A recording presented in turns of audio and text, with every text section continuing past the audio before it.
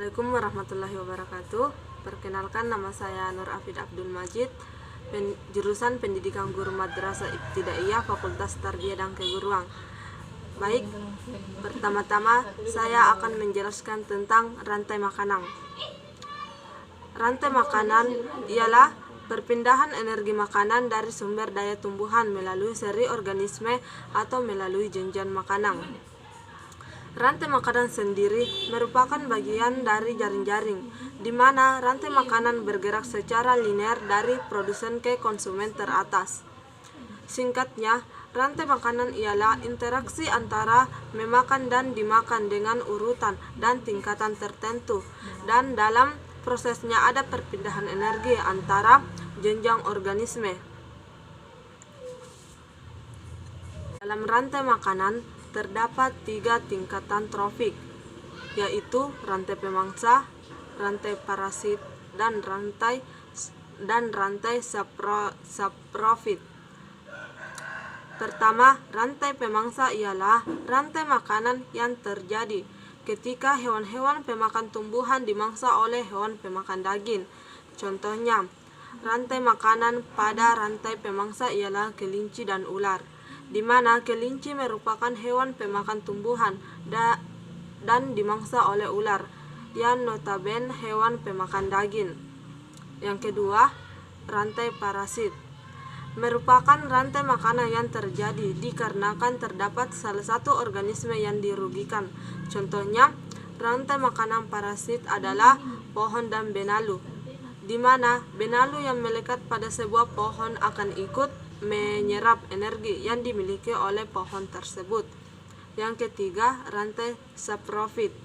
Dalam rantai makanan ini terjadi sebuah penguraian yang mati, dan rantai ini muncul karena terdapat dekomposer. Contoh rantai ini ialah elang mati bakteri. Bakteri yang ada pada elang mati ini akan merugikan elang tersebut.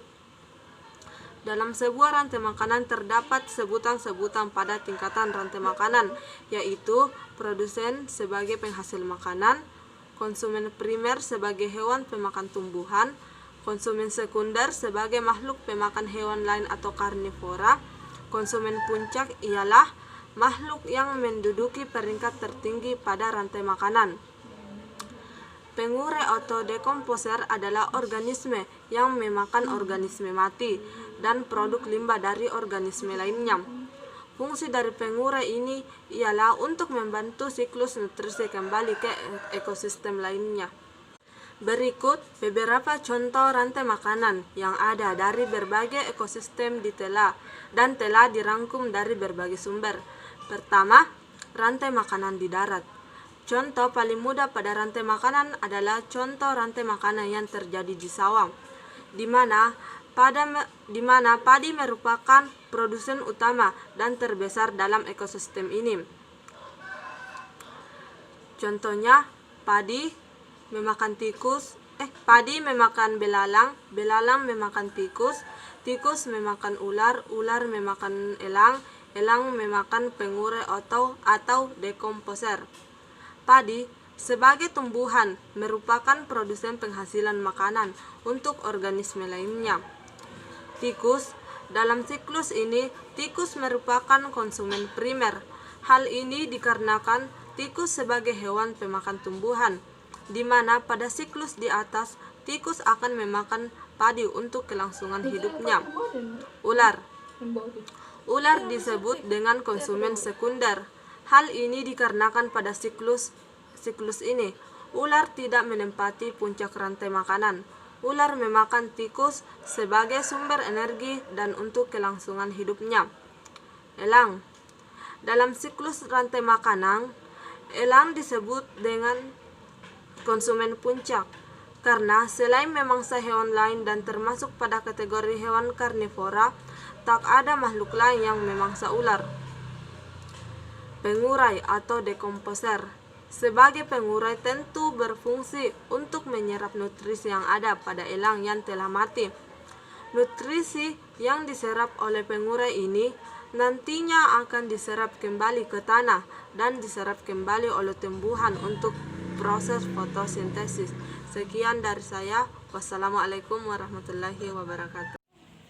Dalam surah Al-Anbiya ayat 8, dan tidaklah kami jadikan mereka tubuh-tubuh yang tiada memakan makanan, dan tidak pula mereka itu orang-orang yang kekal. Dari ayat ini dapat kita ambil sebuah makna bahwa Allah tidak menjadikan tubuh-tubuh atau sesuatu yang hidup tidak memakan makanan. Oleh karena itu, setiap makhluk hidup dijadikan sebagai makhluk yang butuh pada makanan. Inilah timbul adanya istilah rantai makanan dalam ilmu biologi, yang mana semuanya itu berjalan selaras untuk melangsungkan kehidupan dunia. Misalkan bagaimana seandainya tidak ada mikroba yang memakan dan membusukkan bagai dan kotoran, bagaimana populasi tikus seandainya tidak ada ular dan kucing serta lain sebagainya.